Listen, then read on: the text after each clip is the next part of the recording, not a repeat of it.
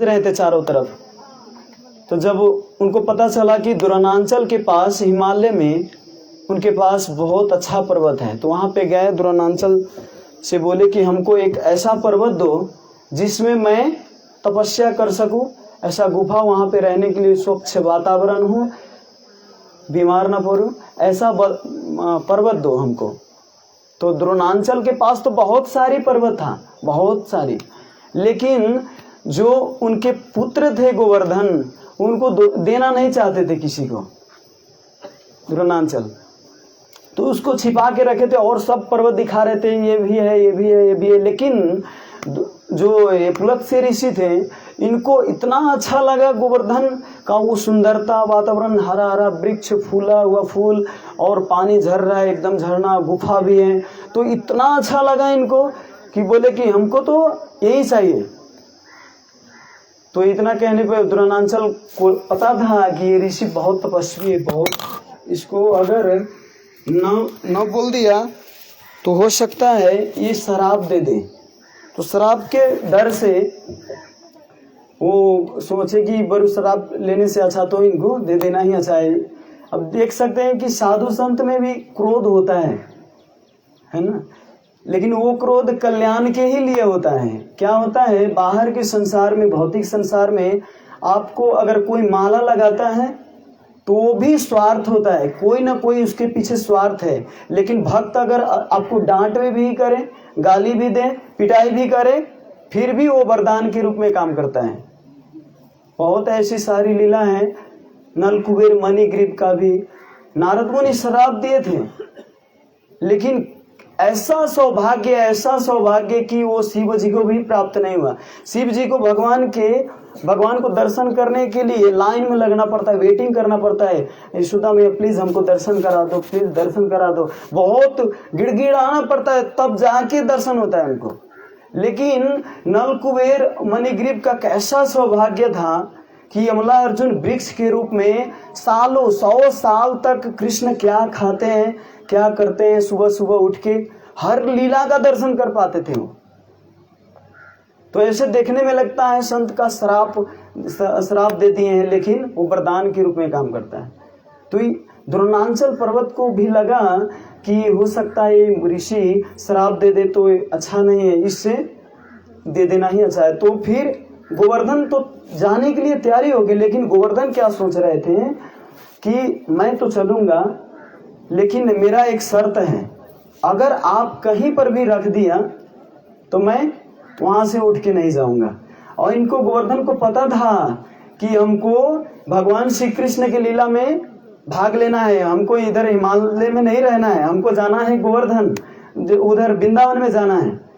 तो उन्होंने सोचा मैं बाद में जा नहीं सकता, इसीलिए इसी का सहारा लेके जाना है, इसीलिए बोले कि ठीक है हमको कभी मत रखिएगा, अगर रख दिए तो मैं वहां से जाऊंगा नहीं। तो द्रोणाचार्य, अरे इतना छोटा सा पर्वत है, मेरे बाएं हाथ का खेल में तो उठा के ले जाऊंगा ऐसे पूरा। अब इतना बल का, उनका तप का बल था कि वो कॉन्फिडेंस के साथ, अरे रखूंगा ही नहीं, चलो चलो, पूरा एकदम कॉन्फिडेंस के साथ, ठीक है। लेकिन भगवान उनके साथ, गोवर्धन तो आए, उनके साथ आए, तो बीच में जब वृंदावन के बीच में आए तो पता चल गया, उनका कनेक्शन, जीपीएस कनेक्शन आ गया कि अब वो हमको यहीं पे रहना है। तभी उनको लघुशंका लगा। लघुशंका जानते हैं ना, पेशाब। अब वो पानी निर्जला किए थे कि हम ऐसे निर्जला करेंगे कि पेशाब भी ना लगे, कुछ भी ना लगे, लेकिन फिर भी भगवान की कृपा से उनको लघुशंका लग गया। वहां पर लघुशंका लग गया, तो उस समय वो भूल गए कि हमको क्या, मैं इनको वरदान दिया था कि मैं कभी नहीं रखूंगा, भूल गए, वो बात ही भूल गए। और उनको झट से रखे नीचे, और जब किसी को 2 नंबर आता है, 1 नंबर आता है, तो वो सब कुछ भूल जाते। पहले तो यही होना चाहिए, खाते समय और ये करते समय, है ना। बरु खाते समय कुछ सहन कर सकते, लेकिन निकालते समय सहन नहीं कर सकते।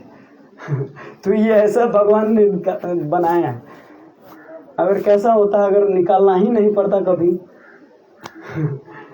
तो ये बहुत, तो इनको इतना जोर से आए कि भूल गए वो बात, और वहीं पर रख दिए और चले गए लघुशंका करने।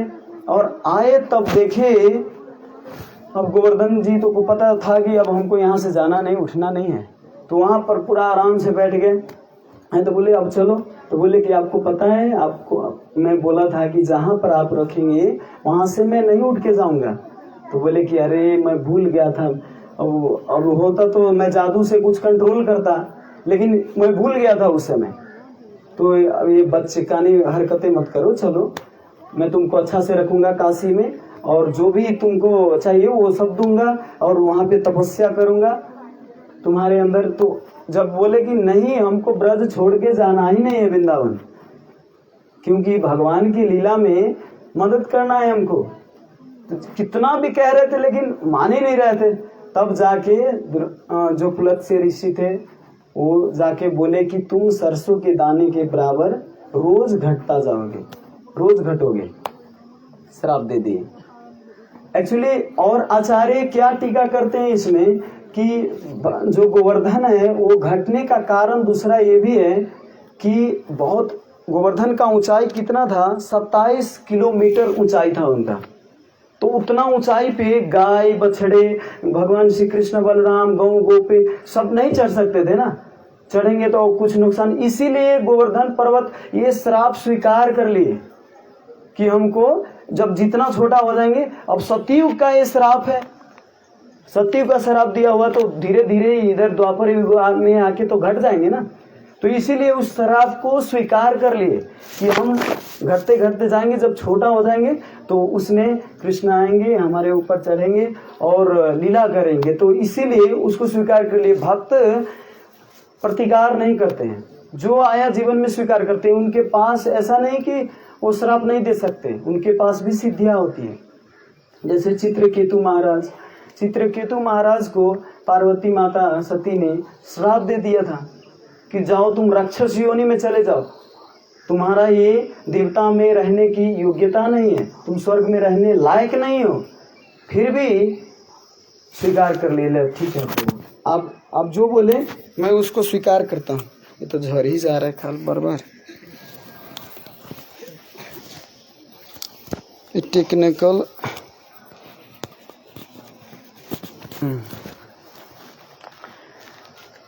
क्या कह रहे थे? हाँ, चित्रकेतु महाराज, हाँ चित्रकेतु महाराज स्वीकार कर लिए उस को। और असुर योनि में पता है आपको कितना भोग स्वर्ग में रहता है, वो सब अब भगवान का भजन कर पाते थे। और असुर योनि में आने के बाद कैसा उनका वो होगा, मतलब स्वभाव, इतना आप समझ सकते हैं।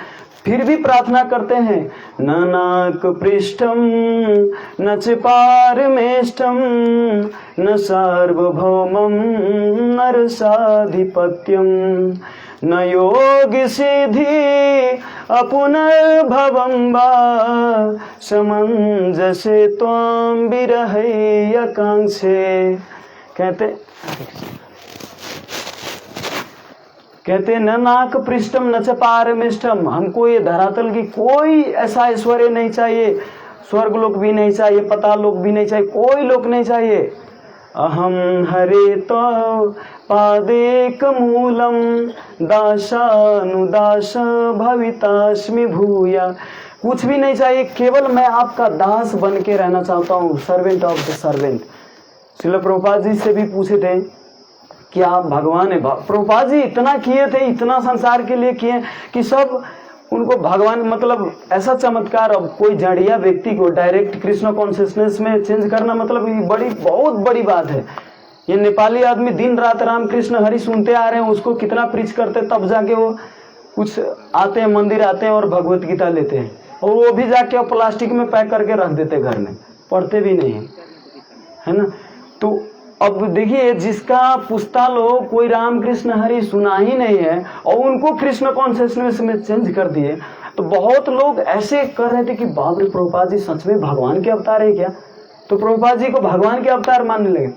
तो प्रभुपाद जी, क्या आप गॉड है क्या, भगवान है क्या? तो प्रभुपाद जी बोले कि नहीं, मैं भगवान का दास हूँ। फिर थोड़ा देर सोचे प्रभुपाद जी और फिर बोले कि नहीं, मैं दास भी नहीं हूँ, दास बनने का प्रयास कर रहा हूं मैं। और प्रभुपाद जी का ऐसा था। तो भक्त कभी भी अपने को बड़ा नहीं दिखाना चाहता कि मैं आगे आऊं, मैं सबसे बड़ा भक्त हूँ, या मैं भगवान बनना चाहूँ। आजकल सब ढोंग चल रहा है वास्तव में कि मैं भगवान बनूं। भगवान बनने से ज्यादा भक्त बनने में आनंद है। जितना भक्त बनने में आनंद है वो भगवान बनने में, भगवान तो खुद भक्त बन के आते हैं वो आनंद लेने के लिए। किसके रूप में? जोर से बोलिए। अरे 10,000 रुपया दूंगा तो सब दोनों हाथ उठाएंगे, और जब भी बोलना है भगवान कौन है तो हाँ, कम से कम जिसको पता है वो तो बोलिए कम से कम, ठीक है।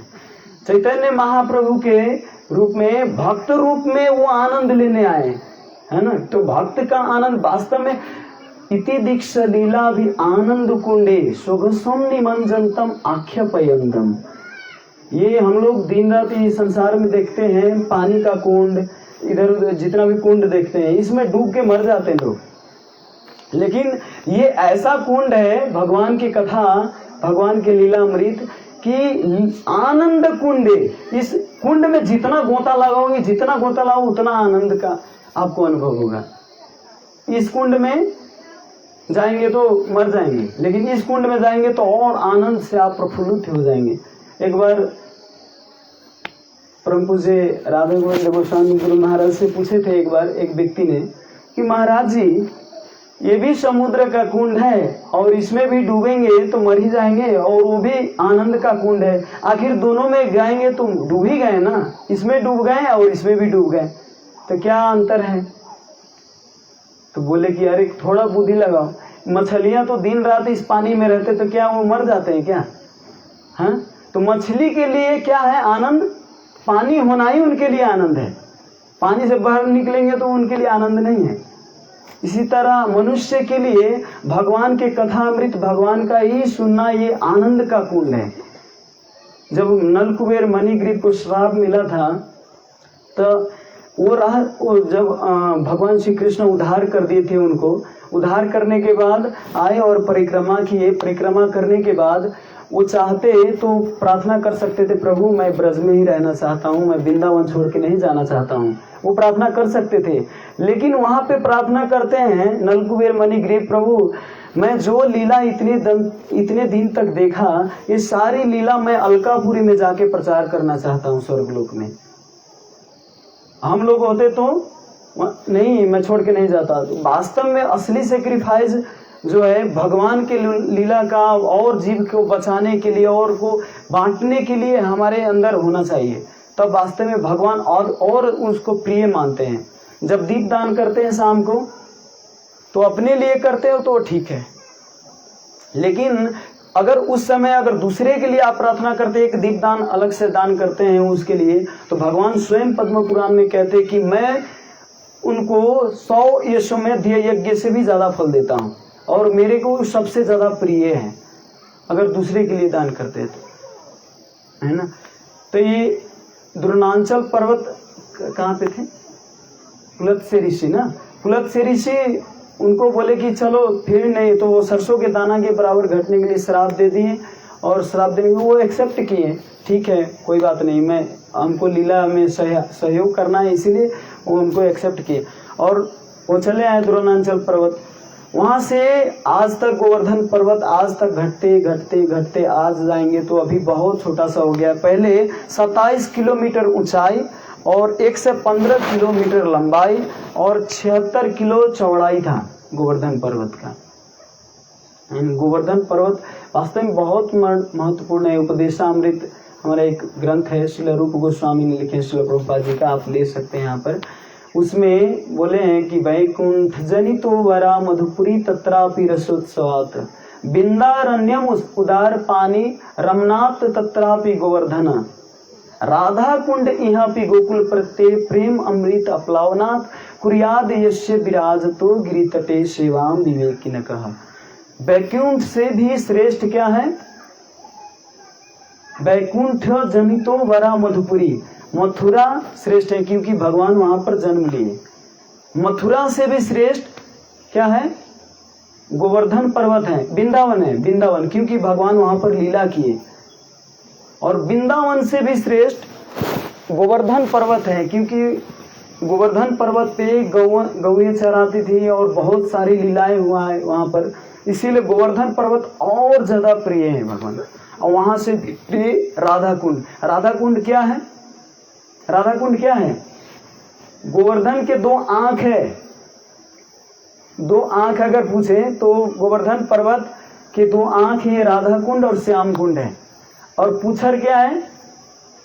राधा गोवर्धन पर्वत का पुछड़ी को लौटा कितने लोग परिक्रमा किए हैं इसमें? पुछड़ी को लौटा, तो वो पुच्छर है वहां पे। और जो गोवर्धन का आकार है वो आकार मयूर होता है, मयूर जैसा सेम है, मयूर जैसा दिखता है। ऊपर से अगर देखेंगे तो मयूर जैसा आकार है गोवर्धन पर्वत का। तो पूरा राधा जो गोवर्धन पर्वत है एकदम बहुत मर्सीफुल है। भगवान श्री कृष्ण, उसमें कोई अंतर नहीं। तो जो अशेष क्लेश नाशाय, भगवान जो आदि भौतिक, आदि दैविक, आदि आध्यात्मिक जो भी जितना क्लेश होता है सब नाश कर देते हैं अगर गोवर्धन पर्वत का आश्रय लेते हैं तो ये कथा, ये पूजा जो हम करते हैं गोवर्धन पूजा, ये क्यों करते हैं इसके बारे में श्रीमद् भागवतम में वर्णन है कि भगवान श्री कृष्ण जब कृष्ण बलराम गए थे फॉरेस्ट, जंगल, और जंगल में जो ब्राह्मण पत्नी थी उनको वो बोले थे नहीं प्रभु, हमारे पतिदेव तो अब नहीं जाने देंगे घर, मैं आपके ही साथ रहूंगा। तो उनको समझा बुझा के जैसे जैसे भेज दिए घर। तो वो तो आ गए, भगवान गोपी लोग तो चले गए अपने अपने घर। लेकिन जो कृष्ण बलराम थे वो जब शाम को आए तो घर देखते हैं गांव में तो ऐसा सजा रहे हैं सब लोग एकदम पूरा हर्षोल्लास में, जैसे विवाह होता है, विवाह में, शादी उत्सव में तो बहुत एकदम आनंदित रहते, सब खुश रहते हैं। कोई फूल में लगाने, जैसे आज गोवर्धन पर्वत है, कोई गोबर के उधर क्या कहते हैं उसको, अन्नकूट नहीं ना, हाँ, जो गोवर्धन के ये सब फूल उल बनाते हैं, भगवान गोवर्धन को सजाते हैं, तो सब कुछ न कुछ सजाने में लगे हैं। तो वहां पे देख रहे हैं कि सब मैया भी अपने भांसा में पूरा एकदम किचन में बना रहे हैं, आइटम पर आइटम, सबके घर में जाते तो कुछ न कुछ आइटम बन रहा है। और बाबा भी इधर बिजी है, नंद बाबा देखते हैं कि क्या हो रहा है यार। तो नंद बाबा से पूछते तो नंद बाबा उधर भेज देते हैं यशोदा मियाँ के पास, और यशोदा मियाँ के पास जाते हैं तो बोलते हैं हमको डिस्टर्ब मत करो, नहा के आया तू अंदर कैसे आ गया, पहले नहा गया, पैर धो गया, अभी यहाँ पे बहुत एकदम पूजा के लिए चल रहा है। तो हम पर्व चांद पर्व में अगर कुछ होता है तो बच्चे लोग को नहीं घुसने देते जहाँ पे बन रहा होता है वहां पे। तो यशोदा मैया कृष्ण को ही नहीं घुसने देते थे किचन में, पहले पैर धो के आओ, नहा धोआ के आओ, अच्छा कपड़ा लगा के आओ, तब अंदर घुसना, और कृष्ण को भगा देते थे। तो नंद बाबा के पास जैसे तैसे जाके और बोले कि बाबा आपको तो बताना ही होगा क्योंकि मैं ये फैमिली का मेंबर हूँ एक, हमको भी बाद में जाके गृहस्थी अपनाना है, इसको वहन करना है आगे जाके। आप तो कितने दिन तक है, हमको सिखाएंगे तभी ना जाके हम बाद में हम भी ये करेंगे। तो आपको आपका कर्तव्य है कि हमको सिखाना है। तो नंद बाबा देखिए 7 वर्ष का, उस समय बहुत 7 वर्ष का उम्र था उनका, बहुत छोटे थे।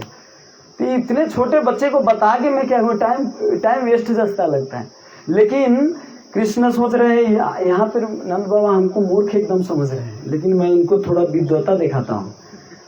हाँ, तो पूछे कि बाबा आप इतना हमको मूर्ख मत समझिए। तो वो कर्म मीमांसा फिलॉसफी और भी बहुत फिलॉसफी देने लगे वहाँ पे। तब जाके नंद बाबा बोले, यहाँ पे एक पूछते हैं यहाँ पे भगवान श्री कृष्ण, कथ्यताम में पिता को अयम संभ्रमो व उपगत किम फलम कस्य चोदेन केन वा साधिते मख। कृष्ण पूछते हैं ये यज्ञ किस लिए, और क्या आप अपने मन मौजी से कर रहे हैं, अपने मनगढ़ंत या परंपरा से जो आ रहा है वो पालन कर रहे हैं, कि आपको मन में वो लगा वो ही कर रहे हैं, कोई ये शास्त्र प्रमाण है क्या ये कर रहे हैं जो आप। तो पूछते हैं तो नंद बाबा जवाब नहीं देते, लेकिन नंद बाबा सोचते हैं कि ये इतना सीरियस होके पूछ रहा है। तो एक्चुअली कोई बच्चा पूछे तो उसको एक झटपट से नहीं उसको नेगलेक्ट करना चाहिए, उसको समझा बुझा के अच्छा से।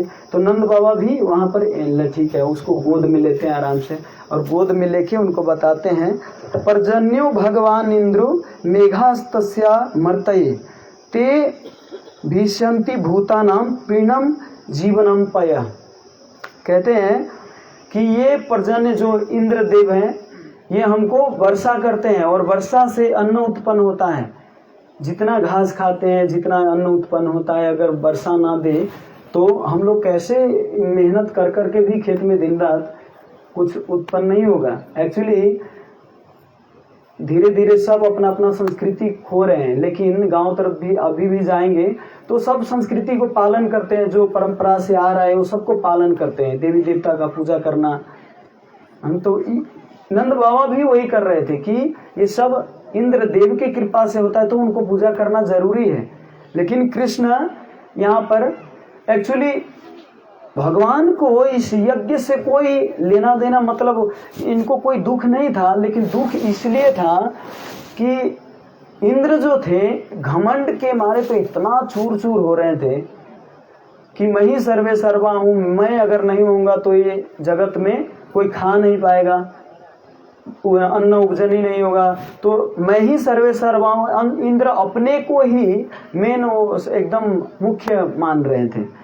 तो मेन भगवान किसी का वो देखना नहीं चाहते घमंड। थोड़ा सा भी किसी को फोड़ा है तो उसको फोड़ ही डालते हैं।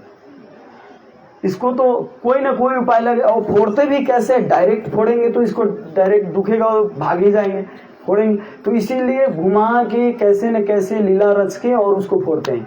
जैसे एक बार देवताओं में बहुत घमंड आ गया था, जब युद्ध संग्राम हुआ था देवता और असुर में, तो बहुत देवताओं को घमंड आया था कि अरे हम लोग तो असुर पर पूरा विजय प्राप्त कर लिए। तो सब आके और चेस कर रहे थे, एकदम आए के मदिरा पी रहे थे। वो मदिरा मतलब वहाँ के जो होता है नेचुरली, यहाँ का मदिरा नहीं, सड़ा हुआ नहीं, वहाँ पे होता है ओरिजिनल। हाँ, तो वहाँ पे वो लोग पूरा एकदम चेस कर रहे थे, हम लोग जीत गए कह के। तो भगवान देखते हैं कि देवताओं में देखिए तो ये छोटा सा एक विजय क्या प्राप्त कर ले, इतना घमंड आ गया। तो भगवान को लगा कि इनका घमंड तोड़ना चाहिए, तो इसीलिए भगवान एक छोटे ब्राह्मण के रूप में आए, छोटा ब्राह्मण के रूप धारण कर लिए और गए उनके पास, देवताओं के पास। तो वो लोग खूब खुशी में एकदम झूम रहे थे अपने अपने, अरे हमने किया, हमने ऐसा किया, हमने वैसा किया।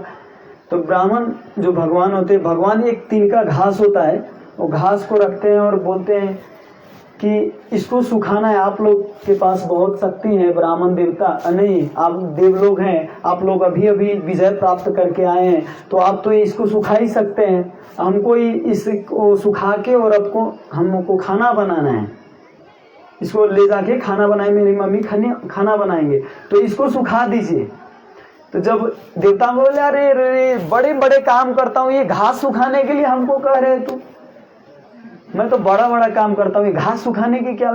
अग्निदेव थोड़ा अपना बुद्धि लगाइए, वो उसको सुखा के उसको भेज दीजिए जल्दी ब्राह्मण को। तो अग्निदेव जाते हैं और जब भी अपना मंत्र डालते हैं उसमें आग लगाने की प्रयास करते हो तो घास जलता ही नहीं।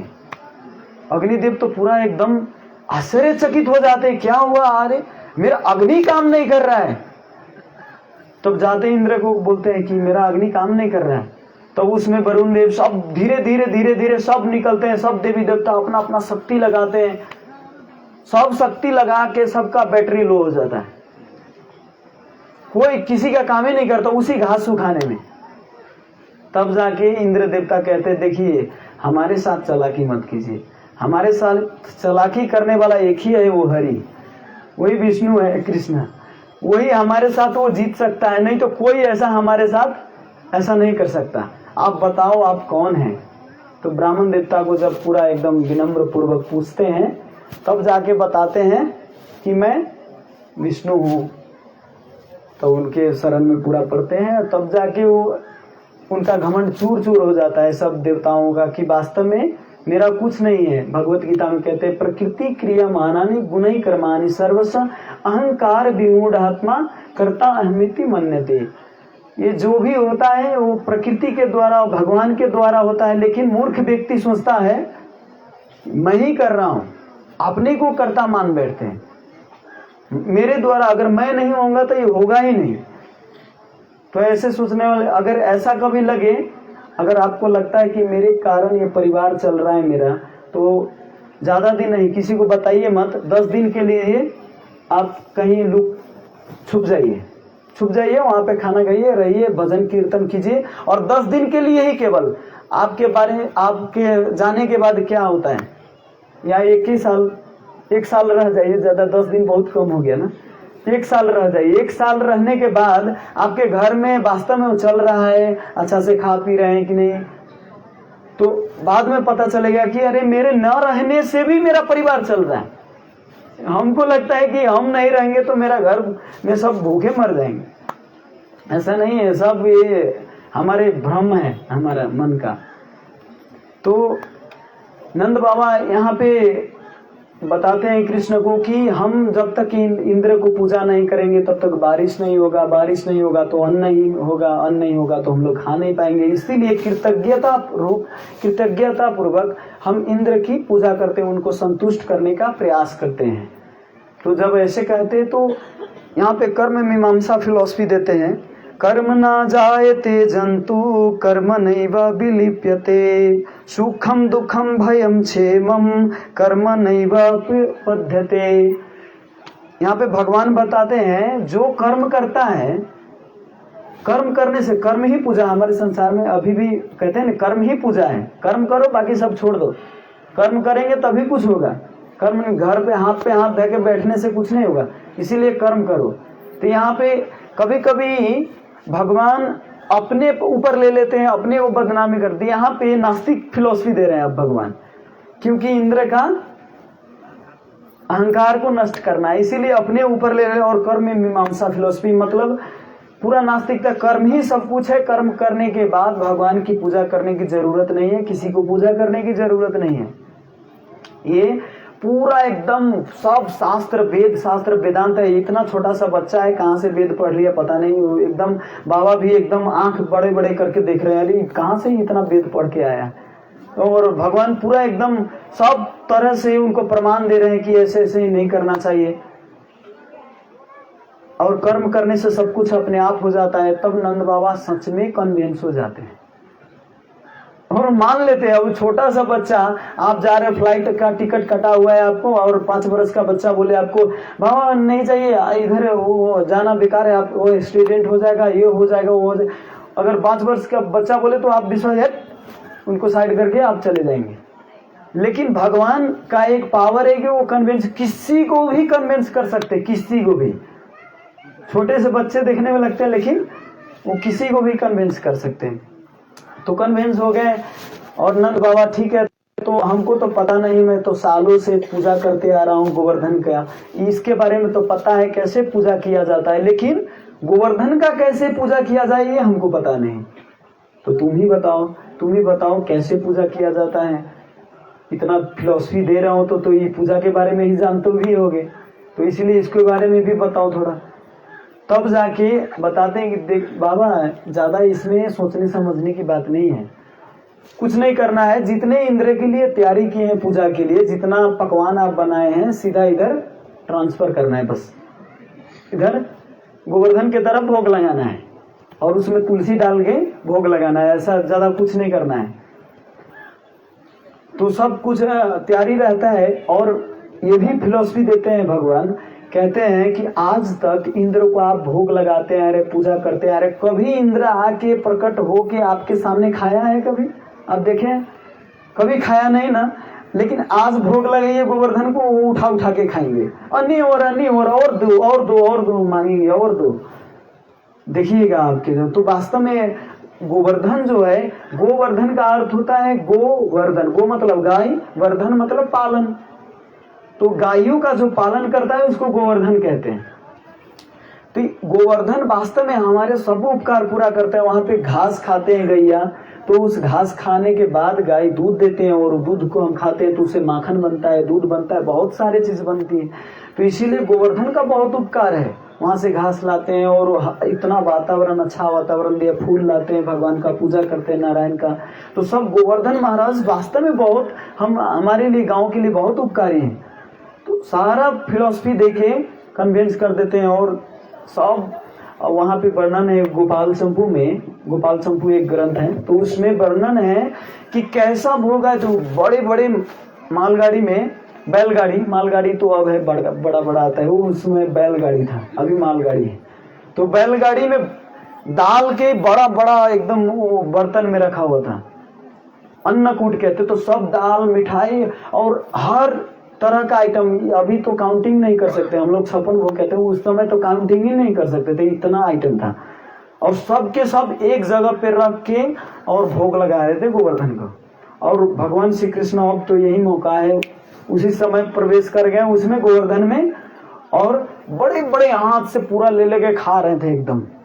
अभी छोटे छोटे जो बच्चे थे, आज तो प्रसाद मिलने ही नहीं वाला है, लग रहा है सारा के सारा खा जाएंगे क्या।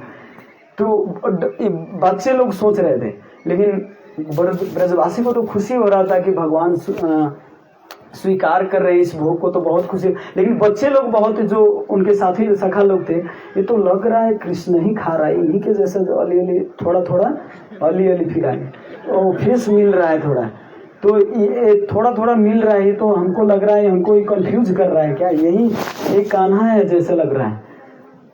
जब भी ऐसा डाउट होने लगा थोड़ा थोड़ा, तभी बोले भगवान साक्षात प्रकट हो रहे हैं, खा रहे हैं, दंडवत करो दंडवत करो, सब लोग नीचे झुको। तो सब लोग को नीचे झुका दिया, अब सबको कंफ्यूज कर, सब दंडवत करने लगे। भगवान तब तक सब कुछ सखाप कर दिए। अब वो उधर, अब मानिए हम लोग भोग लगा रहे हैं और भगवान पूरा के पूरा खा गए, तो हम लोग तो अब शाम का कोई खुराक ही नहीं है। हाँ, तो भगवान इतने निर्दयी तो नहीं है, भगवान बहुत कृपालु है कि वो देख के ही भोग लगा लेते हैं। और हमारे लिए, हम लोग भूखड़ है ना, वास्तव में भगवान भूखड़ नहीं है, हम लोग भूखड़ हैं। तो हम लोगों को भूख मिटाने के लिए कृपा करके वो अपना प्रसाद देते हैं।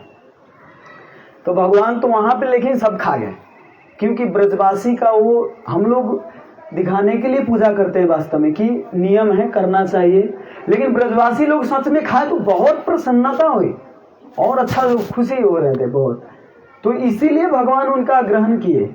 भगवान माखन चोरी करने क्यों जाते थे सबके घर में, आपके घर में क्यों नहीं आते माखन चोरी करने, और कुछ आप भोग लगाओ तो क्यों नहीं खाते भगवान? क्योंकि हमारा हृदय इतना कठोर है, पत्थर जैसा, कि हम लोग थोड़ा दिखावटी में रहते, ज्यादा भोग लगाते हैं, लेकिन इसको आज ये आइटम बनाएंगे तो ये खाना है, हमको पहले ही माइंड में आ जाता है। लेकिन भगवान बताते हैं कि मैं किसके घर में चोरी करने जाता हूँ, जिसका हृदय माखन जैसा कोमल हो, उसी के हृदय चोरी करने जाते हैं। ब्रज में सबसे बड़ा चोर कौन है? बिल्लो मंगल ठाकुर कहते हैं, ब्रजे प्रसीदम नवनीत चोरम गोपांगनानाम चडुकूल चोरम, अनेक जन्मा अर्जित पाप चोरम चोराग्रगण्यम पुरुषम नमामि। ब्रज में ऐसा चोर है, वो केवल माखन ही नहीं चोराता। आप लोग देखे होंगे गाड़ी चोराते, बाइक चोराते, देखा कि ये DRM, क्या कौन कौन बाइक है, डुकाटी, हाँ, KTM बाइक दिखता है बहुत ज्यादा, तो महंगा चुरा लेते। सोना है, 24 कैरेट सोना चुरा लेते। तो बड़े बड़े चोर को देखेंगे, बैंक लूटने वाले चोर को देखे होंगे, लेकिन ऐसा चोर देखें जो हृदय को ही चुरा लेते हैं। अनेक जन्मार्जित पाप चोरम, आपका अनेकों जन्म का पाप जो जमा हुआ है सबको चुरा लेते हैं। कैसा पाप? अनेकों जन्म का। यदि नमापि हरत शेषम गिरि प्रसारापि पाप राशि। पाप राशि कैसा है हमारा? गिरि प्रसारण, गिरि मतलब पर्वत जैसा हमारा पहाड़ है, पाप है, इतना जमा है, 84 लाख योनि से इतना पाप कर करके इतना जमा किए हैं कि उसको हम लोग ये पुण्य थोड़ा मोड़ा अपना साधना से उसको नहीं हटा सकते। केवल यदि न मापी हरत शेषम, केवल भगवान के नाम लेने से वो सारा पाप हर लेते हैं। जो पहाड़ जैसे जमा पाप है उसको सब भगवान हर लेते हैं एक ही बारे में। तो ऐसे चोर है भगवान। तो ऐसे चोर को अगर सच में अपने हृदय में बुलाना चाहते, अगर आप चाहते हैं मेरे हृदय में आए भगवान, तो सच में आपको माखन जैसा हृदय बनाना होगा, सफेद एकदम, छल कपट के बिना। और ये केवल होता है भगवान के नाम जप करने से। और नाम जप कब कर सकते हैं? जब भक्त के संग में आएंगे तब हो। एकांत की भक्ति एक उत्पात एवं कल्पते। एकांत की में जाएंगे भजन करने, राधे राधे करूंगा, धोखा क्या कहते हैं, दरवाजा बंद करके और अंदर जाके हरे कृष्ण मंत्र, हरे कृष्ण कृष्ण कृष्ण हरे। थोड़ा देर फेसबुक चला, ठीक है, फिर किसका मैसेज आ गया, फिर मैसेज देखा। तो वे इतना चंचल माइंड की एकांत की भक्ति उत्पात एवं कल्पते। एकांतिकी में भक्ति करेंगे तो उत्पात ही लेंगे आप, क्योंकि हमारा संस्कार, हमारा प्रारब्ध देता ही नहीं। कुछ शुरू शुरू में क्या होता है, सुनते ही लगता है कि पूरा प्रेम लेवल के ऊपर में चले गए, एकदम साफ लगता है कि अब हमारे लेवल का ये सब है ही नहीं है। छोटा मोटा ये हरे कृष्णा महामंत्र जप करना, भक्तों का संग करना, ये अब नया नया भक्तों के लिए, हमारे लिए तो राधा कुंड है केवल। तो उनको लगता है कि राधा कुंड जाके ही हमारा लेवल मिलेगा। अरे सुखदेव गोस्वामी का लेवल नहीं मिला तो वो राधा नाम तक नहीं लिए, 6 महीना के समाधि लग जाता था उनको। और हमको लगता है कि राधे राधे एकदम प्रेम लेवल में चले जाएंगे। मतलब एक क्लास से पढ़ना नहीं है, डायरेक्ट मास्टर ही डिग्री करना है। हाँ, तो ऐसे ही करना चाहते हैं। तो ये केवल दुख मिलेगा और फिर जाके फिर एक क्लास से स्टार्ट करने पड़ेगा। जो बुद्धिमान व्यक्ति होता है वो प्रोसेस फॉलो करता है। फिर कहाँ थे, मंदा सुमंद मतयो मंद भाग्य पात्रिता है, जैसे कहाँ से कहाँ चले जाते, कहाँ। हाँ, बिल्व मंगल ठाकुर प्रार्थना करते तो वो सब कुछ चोरी कर लेते हैं। तो यहाँ पे गोवर्धन लीला में सब भगवान खा रहे हैं, जितना इतना मिष्ठान सब आइटम है सब ले लेके खा रहे एकदम। अब तो थोड़ा देर के बाद जब दंडवत करके उठते हैं सब लोग, तो भगवान अब उनको सोचते हैं कि अब थोड़ा प्रसाद भी देना चाहिए। तो बोलते हैं चिंता मत करो तुम लोगों के लिए। तो फिरता करते हैं, फिर मिष्ठान का आइटम सब, उससे भी सुगंधित आइटम सब फिरता करते हैं। और उधर इंद्र ऊपर से देख रहे हैं कि ये तो दुश्मन कहाँ से आ गया है। अगर सब दिन आपको थाली पूजा कर रहे हैं, है ना, सब दिन आपको पूजा कर रहे हैं और एक दिन डायरेक्ट पूजा ना करें। जैसे आपको खाना दिन रोज मैं आपको टाइम में 10 बजे ठीक का टाइम में आपको मैं 10 बजे खाना देता हूँ और सबसे पहले आपको देता हूँ खाना। लेकिन अगर कोई दिन कोई कह दिया कि यार इसको खाना मत दो, तो दूसरे दिन से आपको खाना न दे के दूसरे खाना ही नहीं, बंद ही कर दिया, एकदम खाना ही बंद कर दिया और दूसरे को देने लग गए, तो आपको कैसा दुख लगेगा ना। और इंद्र को परंपरा से पूजा करते आ रहे, डायरेक्ट ये छोटे बालक के रूप के कहने से पूरा बंद ही कर दिए, एकदम मूर्ख। तो मतलब इंद्र तो पूरा एकदम फ्रस्ट्रेट हो रहे थे और भगवान तो उकसाने में पूरा एकदम एक्सपर्ट है। संसार में भी कई लोग ऐसा होता है, इसको कैसे गुस्सा आए वही बात बोल के और गुस्सा दिलाते हैं। हमारे भक्त भी है एक, हमारे साथ में रहते हैं, तो हम जानते हैं कि क्या बोलने से इसको गुस्सा आएगा, ठीक उसी बात को गुस्सा मत करो यार, गुस्सा मत करो। अरे गुस्सा आ ही नहीं रहा है, गुस्सा मत करो, गुस्सा मत करो, और ज्यादा गुस्सा दिलाते। जब भी गुस्सा हम चाहते हैं कि मैं बोलूं ही नहीं, मैं गुस्सा ना लाऊं, मैं अब इनको रिप्लाई ही ना दूं। अरे गुस्सा काहे कर रहे भाई, इधर आओ, अरे गुस्सा का, अरे अब जानते हैं कि यही बोलने से इसको गुस्सा आएगा, तो इसीलिए उकसाने में पूरा एक्सपर्ट है। तो भगवान तो महा एक्सपर्ट है उकसाने में। तो इंद्र को इतना उकसा रहे थे और बात बोल बोल के ऐसे कि इंद्र क्या है, इंद्र को पूजा करने से क्या, इंद्र को तो कैसे भी करके उनको तो बारिश देना ही है। एटीएम में पैसा डालते हैं तो नहीं निकाल पाते हैं ना, तो जो डाले हैं वो निकाल पाते हैं, जो नहीं डालते वो नहीं निकालते। इंद्र का कर्तव्य है ना, अब एटीएम में डाले हैं तो वो निकलेगा ही ना, वो उसका कर्तव्य, वो काम कर रहा है, भगवान उनको शक्ति दिए हैं तो वो कर रहे हैं, तो उनमें उसका क्या है। तो इंद्र बहुत गुस्सा में आ रहे थे, तो उनका जो कुछ गंध है मरुदगण सब उनको बताया कि एक छोटे बालक के रूप में आके और ऐसे ऐसे कर रहे हैं, पूजा बंद कर दिया, आपका तो सत्यानाश, पूरा एकदम बेइज्जती कर दिया ब्रज में, सब जाके पूजा कर रहे हैं उधर। टाइम कितना है, कितना बजे तक? फिर एकदम बहते के बहते शाम चला जाए।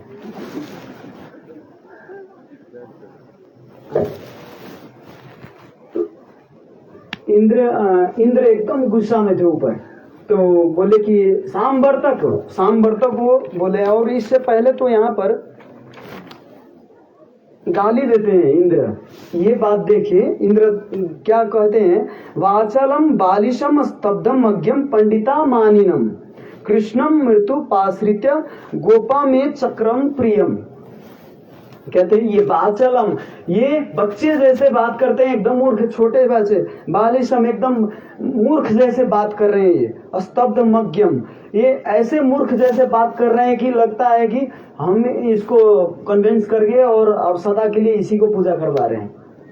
तो ये इतना मूर्ख है, खूब एकदम बोल रहे हैं। देखिए इंद्र परम भक्त हैं, भगवान कहते हैं कि इंद्र अरि व्याकुलम लोकम मृडंती युगे युगे, मैं इंद्र को मदद करने के लिए हर युग में प्रकट होता हूँ, इंद्र को मदद के लिए, और इंद्र ही यहाँ पर विरोध कर रहे हैं।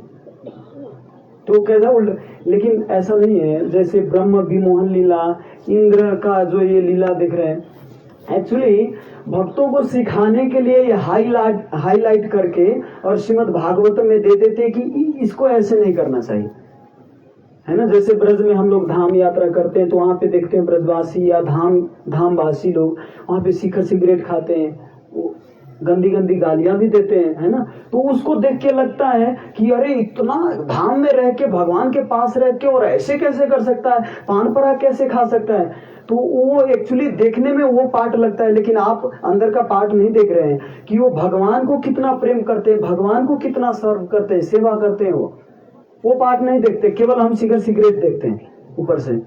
तो इंद्र जो है, इंद्र क्या ये पार्ट, कोई कोई पार्ट दिखाते हैं लीला करके कि वास्तव में ऐसा नहीं करना चाहिए। और ये जो ये लीला है, इससे हम ये भी शिक्षा ले सकते हैं कि कितना भी हम गिरा क्यों ना हो, एकदम गिरा हुआ व्यक्ति, एकदम पापी अधम, एकदम नराधम है, फिर भी कोई होप है, आशा है, भगवान माफ कर देंगे। क्योंकि उधर जो ब्रह्मा जी थे, ब्रह्मा जी तो थोड़ा देर के लिए केवल गोप बालक को चोरी किए थे, लेकिन इंद्र तो ब्रज को ही मारने पर तुले हुए थे, सारे को नष्ट कर दो जाके। फिर भी इंद्र को यहाँ पे माफ कर देते हैं, ठीक है तुम जाओ, अब आज से सावधान रहना, घमंड मत करना, उसको ऐसे माफ कर देते। लेकिन ब्रह्मा जी को बोलते भी नहीं है, श्रीमद् भागवतम पढ़िए, बोलते भी नहीं है, कुछ जवाब ही नहीं देते। स्तुति कर रहे हैं, ब्रह्म संहिता पढ़ दी है पूरा, लेकिन कुछ जवाब ही नहीं दे रहे हैं। तो यहाँ पे ये साबित होता है कि कभी कभी भगवान लीला से अपने भक्त के वश में रहते हैं, और दूसरा ये भी कि कितना भी हम पापी अधम हो, फिर भी भगवान का आशा है कि भगवान माफ कर देते हैं भगवान। तो इंद्र को बहुत गुस्सा आ रहे हैं, और सांबर्तक जो पर्वत है, सांबर्तक को बुलाते हैं, सांबर्तक को बुला के यहाँ पे प्रार्थना करते हैं। श्रीमद् भागवत से मैं श्लोक पढ़ता हूँ।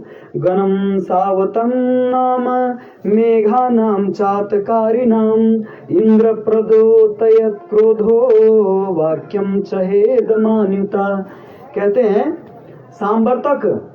सांबर्तक को कब प्रयोग किया जाता है, जब प्रलय का समय आता है तो नष्ट करने के लिए प्रयोग किया जाता है। सांबर्तक इतना बलवान है और इतना पावरफुल वो थे कि वो एक बार में उसका बारिश ऐसा नहीं, वो अभी बारिश पड़ता है तो पतला पतला, लेकिन वो बारिश जब पड़ता था तो एक वृक्ष का पेड़ होता है ना, मोटा मोटा पेड़ जैसा पानी ऊपर से गिरता था, जहां गिरता था वहां पे धरती को छेद कर देता था।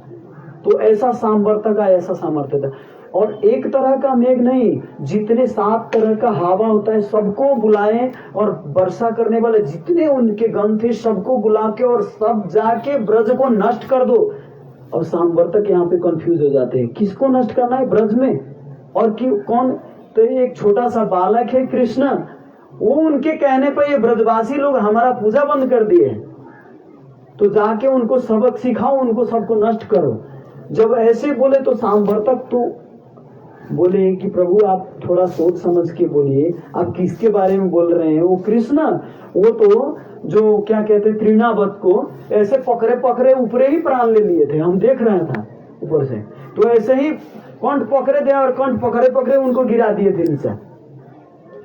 और पूतना को 3 साल की उम्र में, 3 साल ना नहीं 6 महीना की उम्र में, 6 महीना की उम्र में उसको मार दिए थे।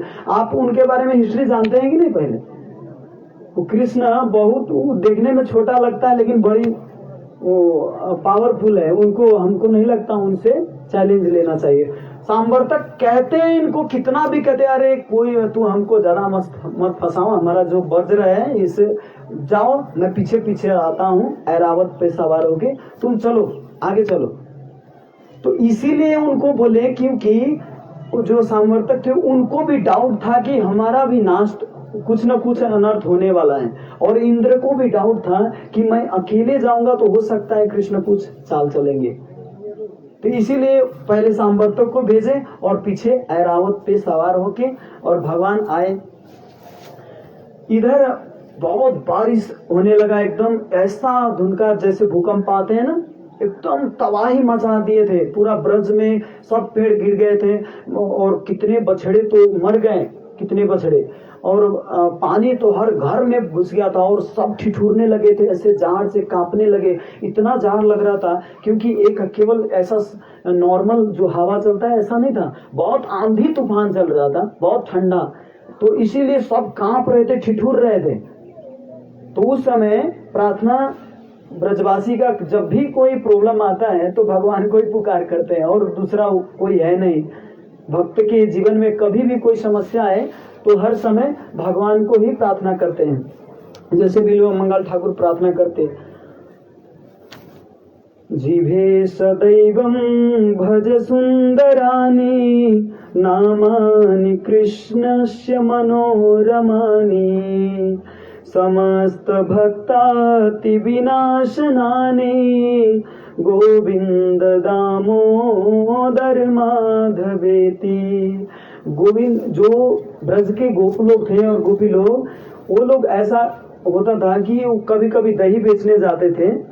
तो दही बेचते समय दही ले लो, दही ले लो, दूध ले लो, दूध ले लो, ऐसा जब बेचने जाते थे तो दही के जगह पे गोविंद दामोदर माधव ऐसे आवाज निकलता था, वो दही दूध नहीं निकलता था।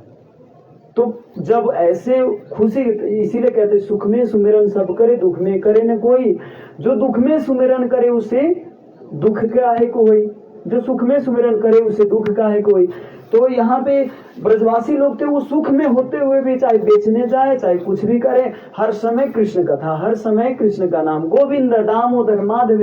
सब लोग एक बार बोले तो गोविंद दामोदर माधव, ऐसे जोर जोर से चिल्लाते थे ब्रजवासी लोग। और वो तो दही बेचते, दही ले लो, दही ले लो नहीं कहते थे, माधव दामोदर ऐसे ऐसे बोलते थे।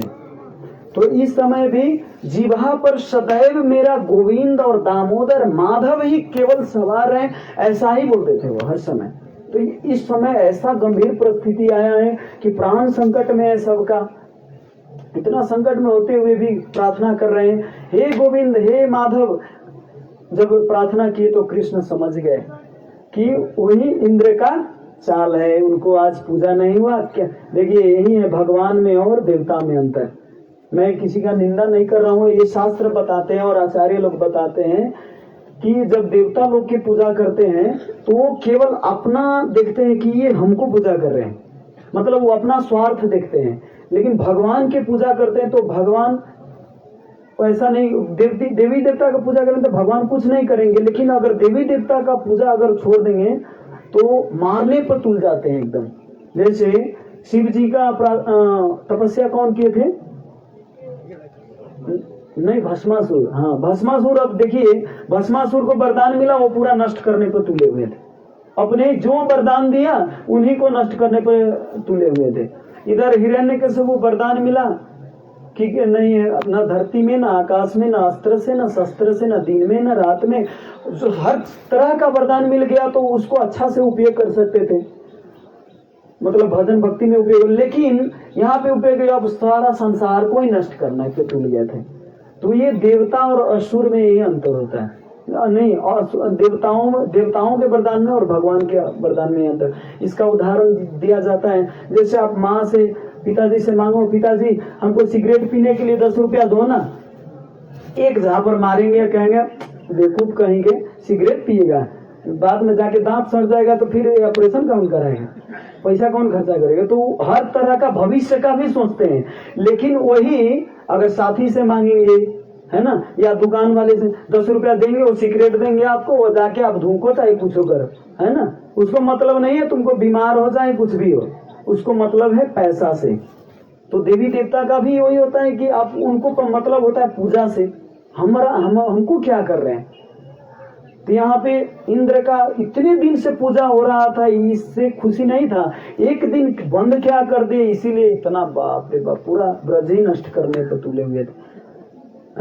तो मतलब तब जाके इंद्र तो सबको भेजते, पूरा एकदम ब्रजवासी लोग एकदम कांप रहे हैं। और भगवान श्री कृष्ण समझ गए कि इनको बचाना है जब ऐसे परिस्थिति में, तब जाके बोले कि चलो चलो सब लोग गोवर्धन के पास चलो, गोवर्धन महाराज के हम लोग पूजा किए हैं, तो गोवर्धन महाराज ही हमारा रक्षक हैं, वही रक्षा करेंगे, चलो उनके पास। तो विश्वास ही नहीं कर रहे थे। तो जो छोटे छोटे उनके सखा लोग थे वो बोले कि तू गोवर्धन उठाएगा, गोवर्धन के पास जाएगा, तू एक तो ये यहाँ पे लकड़ी ने उठा नहीं सकता, हमको जब क्या कहते लुका छिपी खेलते तो उसमें हमको उठा के तू चलता नहीं, छोड़ के भाग जाता है, और तू गोवर्धन उठाएगा। तो विश्वास नहीं कर रहे। तो जाके उसी समय भगवान एक पेड़, बहुत बड़ा पेड़ था, उस पेड़ को उसी समय तोड़ दिए। तो अरे बाप रे बाप, ये तो उनके पेड़ तोड़ दिए, तो हो सकता है ये कुछ है। तब जाके थोड़ा विश्वास हुआ। और भगवान ऐसे दौड़े, दौड़ते दौड़ते और गोवर्धन के अंदर चले गए, और पूरा एकदम जीपीएस मिला के बीच सेंटर में चले गए, एकदम गोवर्धन के ऐसा सेंटर में चले गए कि उठाने पर। और देखिए गोवर्धन महाराज ऐसे सेवा करने के लिए तत्पर थे, तो ऐसे बीच सेंटर में चले गए, और वहां पे गोवर्धन महाराज एकदम प्रसन्न हो गए। गोवर्धन जो थे, जब भी भगवान का स्पर्श हुआ तो एकदम प्रेमा अमृत में एकदम पूरा कांपने लगे, भगवान का प्रेम प्राप्त हुआ, क्योंकि भगवान का स्पर्श हुआ। और भगवान का स्पर्श होते ही उठने लगे ऊपर, और ऐसे उठाए ऊपर। ऐसा कहा जाता है जब उठाए तो भगवान का नख से उठाए थे, इससे भी नहीं, जो ये उंगली है इसके नख से ऊपर से उठा हुआ था। और जब गोवर्धन महाराज देखे कि भगवान आए हैं, तो एक शिला और प्रकट कर दिए, उस शिला के ऊपर भगवान चढ़ के और गोवर्धन उठाए थे, है ना। और उसके नीचे सब ऐसा नहीं था कि गोवर्धन पर्वत उठाया तो अंदर बहुत कीचड़ था, बहुत सांप था, और क्या कहते हैं वो बिच्छी था, बहुत एकदम बेंग कहते हैं ना, व्यागुता, तो बेंग सब एकदम गंदा लगने वाला। जो नहीं, बात इतना सुंदर था गोवर्धन के अंदर कि आदमी को बैठ के आनंद का अनुभव हो रहा था। एकदम सब कुछ का व्यवस्था था, थोड़ा कुंड भी था, गौओं के लिए खाने के पीने के लिए सब कुछ व्यवस्था था। गोवर्धन महाराज सब कुछ व्यवस्था कर देते। और जितना गोवर्धन का फूल था वो सारा फूल एकदम झड़ने लगा कि ब्रजवासी लोग आ रहे हैं हमारे पास, उनके स्वागत में सारा फूल झड़ के पूरा एकदम चारों तरफ स्वागत करने लगे, और सब ब्रजवासी अंदर प्रवेश कर गए। और एकदम घास मखमल जैसा एकदम कोमल था, चारों तरफ बैठ के। ऐसा नहीं था कि मखमल जैसा एकदम पार्किंग गार्डन जैसा था तो वो लोग ऐश मौज करने, नहीं, वो केवल कृष्ण को ही देख रहे थे। कृष्ण सेंटर में थे भगवान, तो केवल भगवान को ही देख रहे थे और किसी को नहीं देख रहे थे। वहां सबका ध्यान केवल भगवान। अब आप कहेंगे कि इतना आंधी धूल चल रहा था, तो जब आंधी चलता है तो पूरा एकदम अंधकार छा जाता है ना, पूरा अंधकार था, तो अंदर गोवर्धन पर्वत के अंदर कैसे उजाला होगा? वहां पे तो और अंधकार होगा ना। नहीं, वहां पे तो भगवान के शरीर से इतना ज्योति निकल रहा था, इतना प्रकाश निकल रहा था कि सब तरफ एकदम, ये मरकरी लाइट तो कुछ भी नहीं, सूर्य से भी बहुत ज्यादा लाइट था वहां पे, बहुत एकदम लाइट था वहां पे। और ऐसा बताते हैं आचार्यगण कि दृढ़ चरणन केरो, दृढ़ चरणन केरो भरोसो, दृढ़ चरणन केरो। श्री वल्लभ नख चंद्र छटा बिन श्री वल्लभ नख, चंद्र छटा बिन सारे जग अंधेरो, सारे जग अंधेरो। कहते श्री वल्लभ नख चंद्र छटा बिन, भगवान के शरीर से बात छोड़ दीजिए कितना प्रकाश आता था, उनके नख जो है चरण के नख में से इतना प्रकाश आता है कि अगर वो प्रकाश बंद कर दिया जाए तो सारा जगत अंधेरो, सारा जगत अंधेरा हो जाएगा। इतना प्रकाश निकलता था भगवान के। दृढ़ ही न चरण केरो भरोसा, बिलो मंगल ठाकुर का प्यार है। तो ये भगवान के चरण, भगवान के शरणागत अगर कोई होता है तो भगवान उसका रक्षा करते। सर्व धर्मान परित्यज्य मामेकम शरणं व्रज, अहम त्वं सर्व पापेभ्यो मोक्षयिष्यामि मा शुचः। जो भगवान सब ब्रजवासी ऑलरेडी सारा धर्म को छोड़ दिए थे और भगवान के शरण में थे, तो उनका सारा दुख कष्ट सब हरण कर लिए थे, अंदर थे। और कुछ लोग जब भगवान कृष्ण उठाए थे तो कुछ लोग चारों तरफ से गोप लोग देख रहे थे कि कृष्ण कहीं थक गए तो ये हो सकता है सब चिपा के ही में पूरा मिट्टी बन जाएंगे, फिर धूल बन जाएंगे। तो इसीलिए सब बूढ़े लोग जो थे अपना अपना लाठी ऊपर ऐसे ऐसे करके और ऐसे पकड़ लिए कि अब गोवर्धन को सब लोग कहीं लाला कहीं थक गया तो फिर झड़ जाएगा। और एक शाखा बोलते हैं कृष्णा तू बांसुरी मत बजाना, बांसुरी बजाया तो हम देखा हूं तुम्हारा बांसुरी बजाया हुआ, बांसुरी बजाते तो यमुना रुक जाता है, चलता हुआ चीज रुक जाता है और रुका हुआ चीज चलने लगता है। यमुना चलता हुआ चीज रुक जाते हैं और पत्थर पिघल के चलने लगता है, पत्थर नहीं चलते ना तो पत्थर पिघल के चलने लगते हैं और यमुना रुक जाते हैं। तो इसीलिए तू बांसुरी भूल के भी मत बजाना, अगर बांसुरी बजा दिया तो हो सकता है पर्वत पिघल के कहो सब कुछ सबको इसी में ढक देगा। तो इसीलिए बांसुरी तो तू भूल के मत बजाना। और मधुमंगल उस साइड में ही थे, मधुमंगल कहते हैं क्या लगता है आपको कि ये अपने बल से ही उठाए हैं क्या? हम ब्राह्मण हूँ, ब्राह्मण का मंत्र से उठा हुआ है, अगर हम नहीं मंत्र पढ़े तो ये पर्वत इसका ये तो भागता है एक बिल्ली का आवाज सुन के और क्या पर्वत उठाए। हम ब्राह्मण के तपोबल से ये उठा पाए हैं। और कोई गोपी लोग तो और ज्यादा वो विश्वास कहते हैं नहीं इसके बल से नहीं। हमारे घर में कितना माखन चोरी किया पता है, मैं विशेष गाय का एकदम माखन बनाई के रखता था और ये रोज चोरी करके खा जाता है। इतना बल बढ़ा लिया, इतना बल बढ़ा लिया, इसी बल से उठा पा रहा है।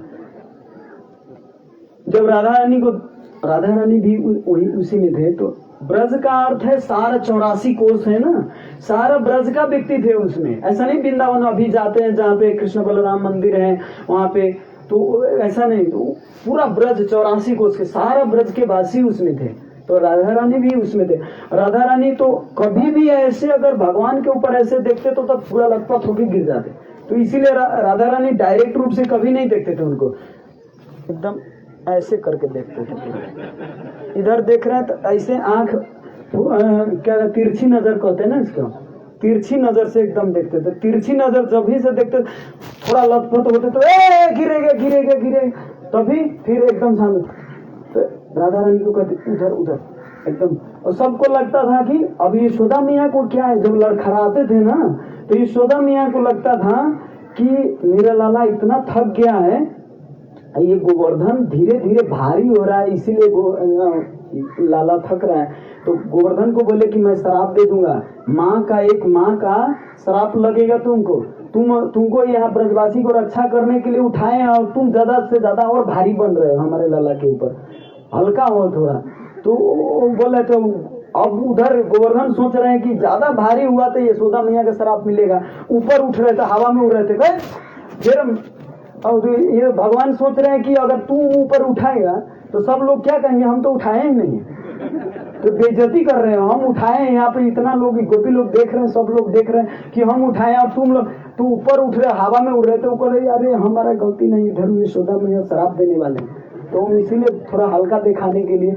और भगवान फिर उठाए थे जैसे कुकुर मुत्ता, वो क्या होता है गोबर छत्ता चाऊ, हाँ चाऊ, तू चाऊ जैसे चाऊ नहीं चाऊ तो जैसे बच्चे लोग उखाड़ के उठा के, उधर हिंदी में कुकुर मुत्ता कहते उसको, तो जहाँ पे कुत्ता मुँह देता है वहां पे वो प्रकट होता है। लेकिन इंडिया में वास्तव में कोई नहीं खाता, इधर पता नहीं खाते, तो उसको कुकुर मुत्ता कहते हैं, इसलिए कुकुर मुत्ता। तो उसको जैसे वो एक व्यक्ति उखाड़ ले, भगवान वैसे ही उखाड़ लिए थे गोवर्धन को। और गोवर्धन जब ऊपर उठते थे, भगवान उनके लिए थोड़ा इज्जत का सामान करो, थोड़ा ऊपर नीचे आओ, और गोवर्धन फिर आ जाते थे।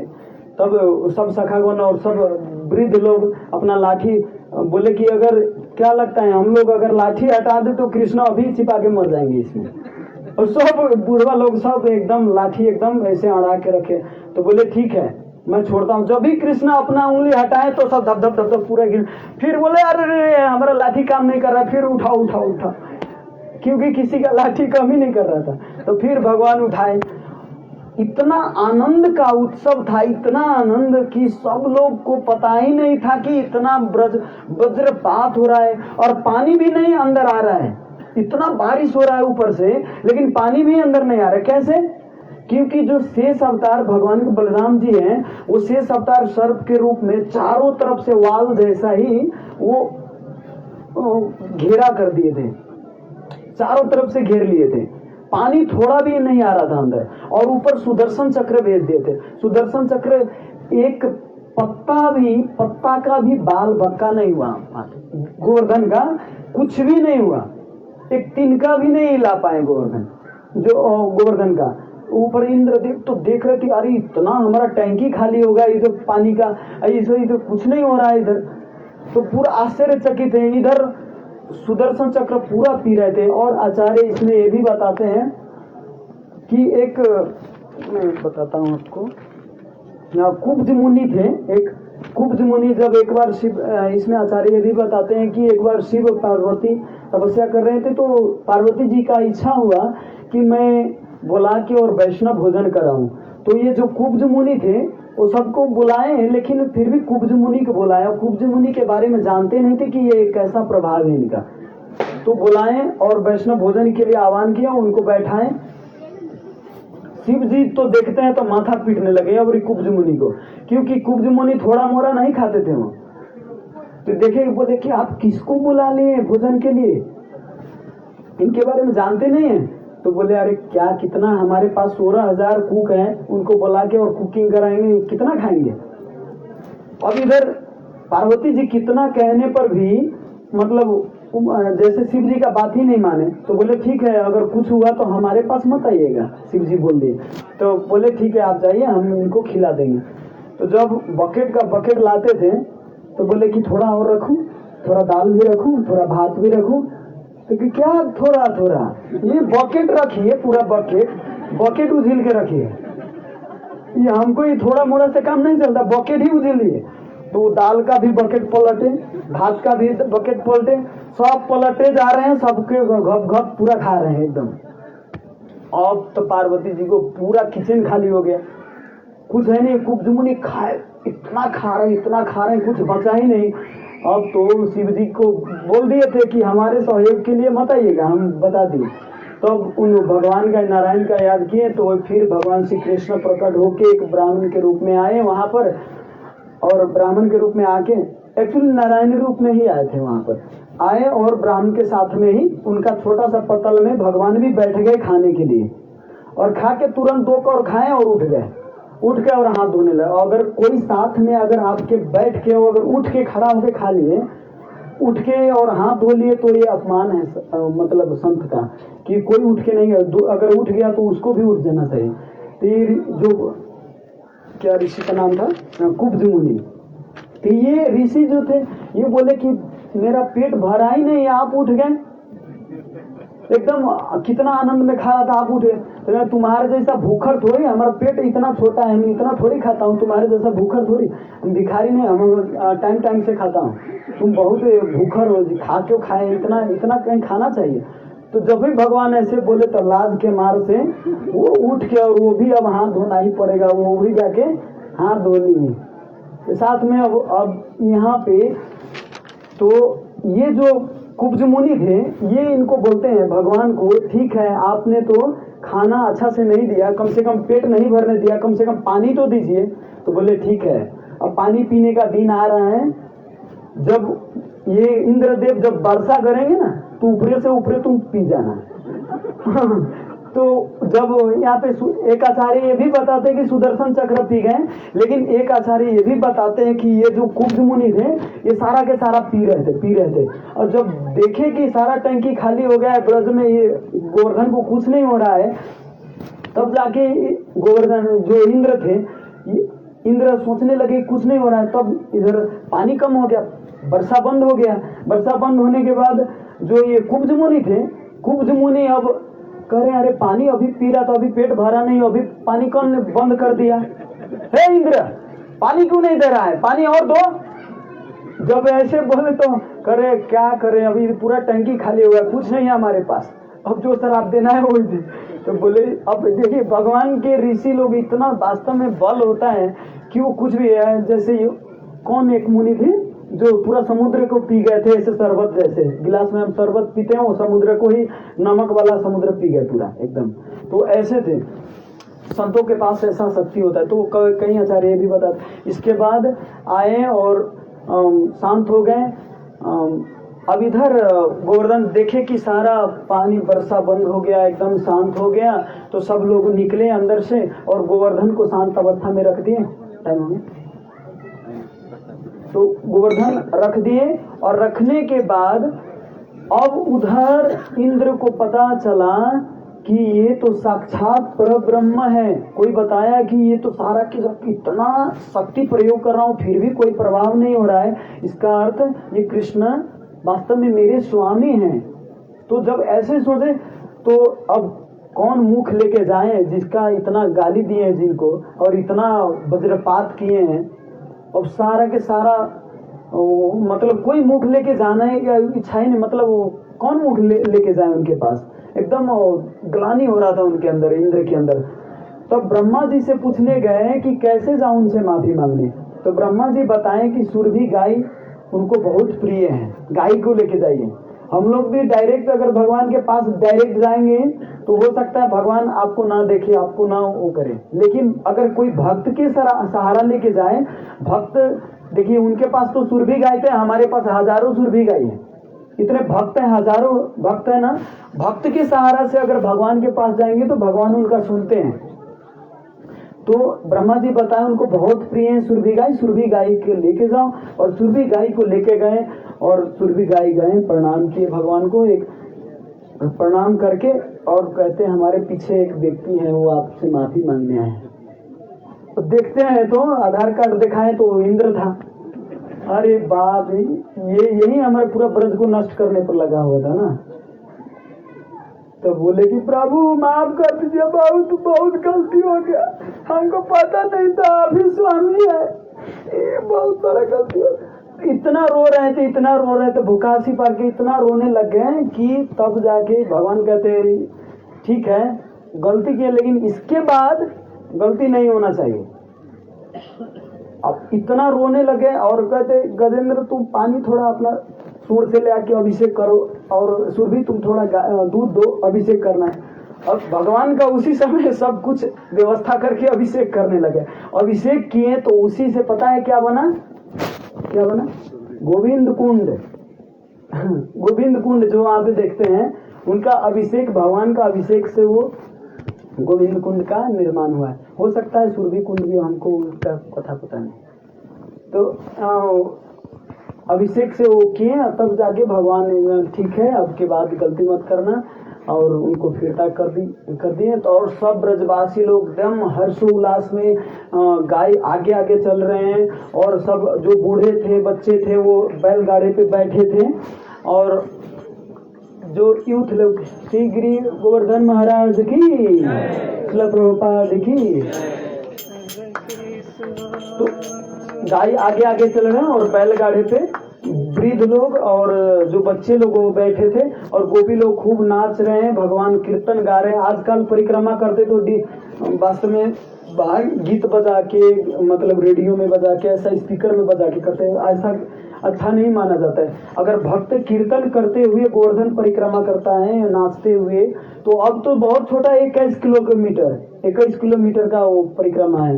तेरी 7 कोस की परिक्रमा एक भजन है, मतलब 7 कोस का ही परिक्रमा है अब, लेकिन उस समय बहुत 100 किलोमीटर से ज्यादा था उस समय। वो गोपी लोग सब ब्रजवासी लोग एकदम झूम झूम के एकदम कीर्तन करते हुए परिक्रमा पूरा किए, सब अपने अपने घर गए एकदम खुशी पूर्वक। तो हमें गोवर्धन लीला से वास्तव में यही सीखना चाहिए कि कोई भी परिस्थिति आए, कितना भी एकदम विषम परिस्थिति में भी भगवान का शरण लेना चाहिए। और एक बात ये भी सीख सकते हैं कि इंद्र, जब किसी का स्वभाव आपको पता करना है, तो जब प्रतिकूल अवस्था आता है तो उस समय वास्तविक स्वभाव प्रकट होता है। इंद्र ऐसे रोज तो पूजा कर रहे थे, लेकिन जब भी थोड़ा पूजा का वो पूजा नहीं मिला तो एकदम क्रोध में आ गए, एकदम अति करने लगे। जैसे एक बार अकबर और बीरबल थे, तो वहां पे एक ऐसा व्यक्ति स्कॉलर आया, वो हर भाषा एकदम एक्सपर्ट तरीका से बोलते थे, हर भाषा को। चाइनीज भी बोलते थे, ऐसे चाइनीज बोलते थे लगता है चाइना के व्यक्ति हैं, और इंडिया का हिंदी भी ऐसे बोलते थे लगता है इंडियन व्यक्ति हैं। वो गुजराती भी ऐसे बोलते थे लग रहा है गुजराती व्यक्ति। हर भाषा को एकदम एक्सपर्ट तरीका से बोलते थे। और वो व्यक्ति, जो व्यक्ति था स्कॉलर, वो व्यक्ति बोले कि आप में से कोई बता सकता है कि मेरा मातृभाषा क्या है? कोई बता सकता है आपके राज्य में? तो कोई बता नहीं पाए, क्योंकि हर भाषा एक्सपर्ट तरीका से बोल रहे, एकदम लोकल तरीका से बोल रहे हैं, तो कोई बता नहीं पाए। बीरबल बोले कि मैं बताऊंगा कल। तो ठीक है, कल का टाइम दिए, कल आए। कल आने के बाद बोले कि इनका मातृभाषा जो है था मातृभाषा वो बता दिए मातृभाषा। तो यहाँ पे बादशाह पूछते हैं कि आप उनका मातृभाषा कैसे पहचाने, कैसे पता हुआ आपको? तो बोले कि मैं इनको शाम को जब गया और मुंह पर गरम गरम पानी मुंह पर फेंका, तो सीधे अपना भाषा में गाली दिया। जो भी गाली दिया, क्योंकि आपको कोई डायरेक्ट, मतलब ऐसे तो नॉर्मल सबसे एक्सपर्ट तरीका हम भी अभी यहाँ पे जो एकदम सुगा जैसे पटपट पटपट बोल रहे हैं ना, तो जो ये मद घोंका हुआ बोल रहे हैं, लेकिन जो मेरा नेचर है वो नहीं आ रहा है। नेचर कब आता है? वो आश्रम में जब रहते हैं, तो जब एक करका से जब अच्छा नहीं मिलता तब क्रोध आता है, ये होता है, तो नेचर वास्तव में उस समय निकलता है। तो जब मुंह पर पानी फेंका तो सीधे अपने ही भाषा में गाली देना शुरू कर दी, तब पता है आ गया कि यही मातृभाषा है इसका।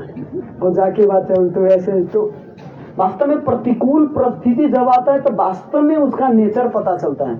अगर किसी का नेचर पता करना है, इसका अर्थ ये नहीं कि अब किसी को पता करने के लिए अब इसका नेचर क्या है धके और चेक कर लिए, नहीं, उससे जज नहीं करना चाहिए एक्चुअली।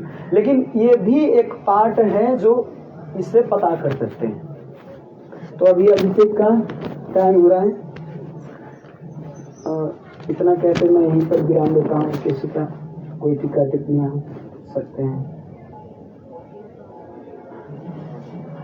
मेरा तो बहुत डर लगा है रुपेश्वर को अभी सिखाने वाली थी।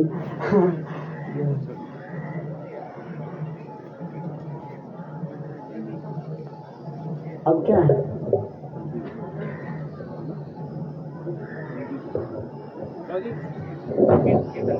कीर्तन